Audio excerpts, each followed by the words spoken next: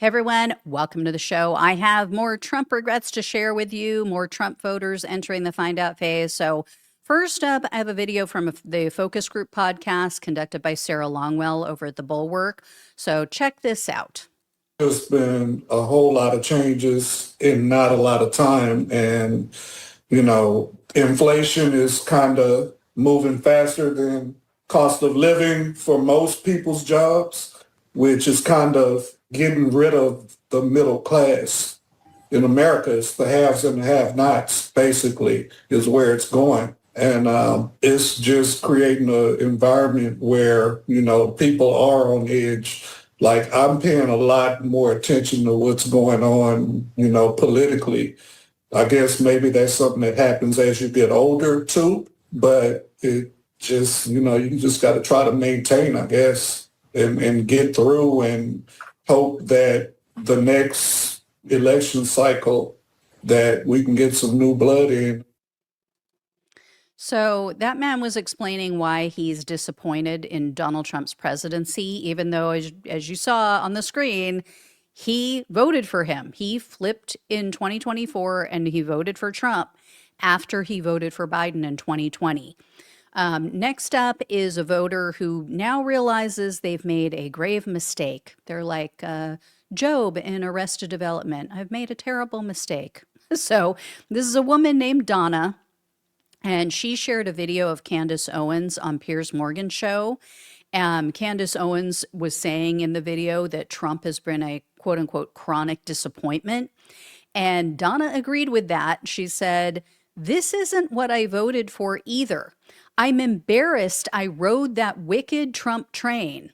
Real patriots are done. He's an utter disappointment and a disgrace." So thank you, Donna. Another Twitter user, a woman named Shirley, replied to someone who said that it was hard to believe 77 million people voted for Trump. And Shirley told them, "It's hard to believe I fell for it, but don't blame me for voting. I was lied to. No other way to put it. In fact, I voted RFK, but he merged his vote with Trump, and I have probably seen him 10 times make a speech. I do not support Trump anymore. I am sorry I voted for this."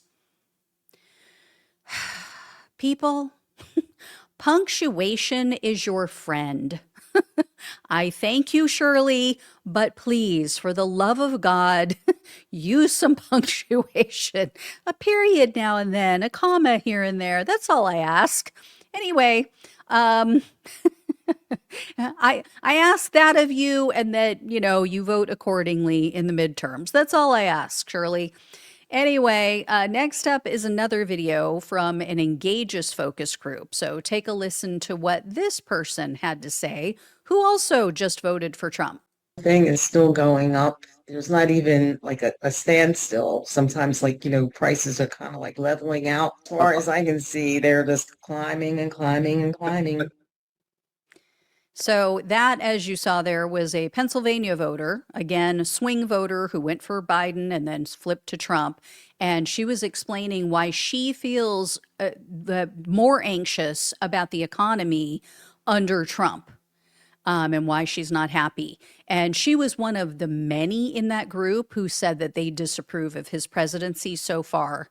But she was one of only 2 or 3 in the focus group who said, if I could go back and do it over, I'd vote for Kamala Harris. Most of them say no. Most say I would sit it out, or I would just bite the bullet. I would vote for Trump again. Just telling you guys, I know it makes no sense. I know it's infuriating, but that's where it is. So things apparently have to get a lot worse before most of these people would, in 2028, vote for Kamala Harris maybe, or a different Democratic candidate. I don't know. Next, I have a story to share about a Florida man who's losing his business after 43 years as a direct result of voting for Donald Trump. This is just unbelievable. Or it is believable, I guess. So this is John Wong in the middle of your screen, and those are his brothers. They opened their store in Florida in 1983. Well, in an interview with Newsbreak news outlet, Wong said that he's now reconsidering his support for Trump because of his tariffs. Apparently, Chinese products make up half of all of Wong's inventory in his store. So he's on the verge of shutting down now because of the increased costs and the shrinking revenue. So let's just hope Mr. Wong and his brothers will also vote accordingly in the midterms, or at least sit it out. Next up, we have a very principled woman named Kim, and I'm not being facetious. She thanked on Twitter, excuse me, I thanked her. I was going to say she thanked me on Twitter. I thanked her on Twitter because of her post. So she wrote this. Yep, I'm a Republican who's sorry I voted for Trump. Huge mistake. I can admit, and all the rest of Republicans need to face the fact. I think she meant fact. She said face. He's horrific. Dictator. So, I mean, she's at least admitting it, coming clean. So I replied to her and thanked her. And then Kim replied to me and said that Trump has run the country into the ground and she fears that America won't survive another 3 years. So I told her, hang in there, because I believe that things will improve after the Dems take the House in the midterms. At the very least, they can block a lot of what he tries to do. I also found another post on Twitter. This is from a guy named Marco. And he said, yeah, I'm not part of any POTUS cult. I voted for this idiot 3 times thinking he was going to do what no other president in history would do, locking up corrupt senators and House representatives, pedophiles, thieves, and treasonous scum. This guy is paid puppet. That's his legacy.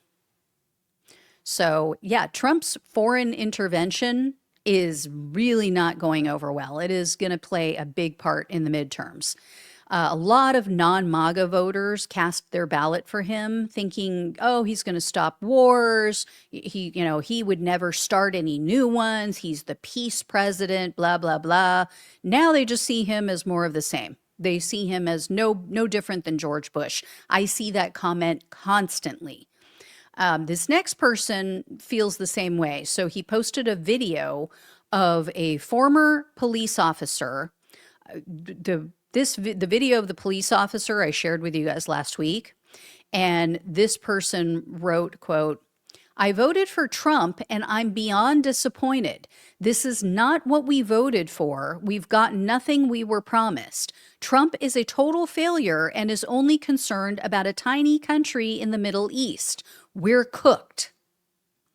Next, I have another video for you. This is also from the most recent focus group podcast. So check out how this person is feeling. He specifically said, Epstein, are we still talking about this guy? That was the first set, that exact point when he said that. I was like, that's not cool. So this Epstein issue is not going away. This is not going to go away for Trump. This is absolutely also going to play a big part in the midterms, as it should not go away. And the last post I have for today comes from a guy named Mike. So he's pissed off about a lot of different issues. Mike wrote this. I voted for Trump. I voted for cheaper energy, not an electric bill that has almost doubled. I voted for deportation, not an armed militia with mask patrolling the streets. I voted for no new wars, not the bombs in Iran and regime change in Venezuela. I voted for America first, not Israel. I'm so tired of the word domestic terrorist being used to describe Americans. I voted for the release of the Epstein documents, not more cover-up. Would I still pick Trump over Biden? Probably, but it's okay to admit we got played. Can we please get a Thomas Massie type person for president? Yes, I know eggs and gas are cheaper. I wish I was tired of winning. So, yeah, some of them are tiring of all the winning. I mean, I guess Trump is winning. His bank account is exploding from what we've just learned. Since taking office 1 year ago, he has gained over $1.4 billion in assets, or in his bank account, in his overall net worth. So he's winning. Country, not so much. All right, guys. Thank you all so much for watching and listening. Please like, please share, and subscribe. Please donate if you can. Love you all. Take care. Talk with you soon.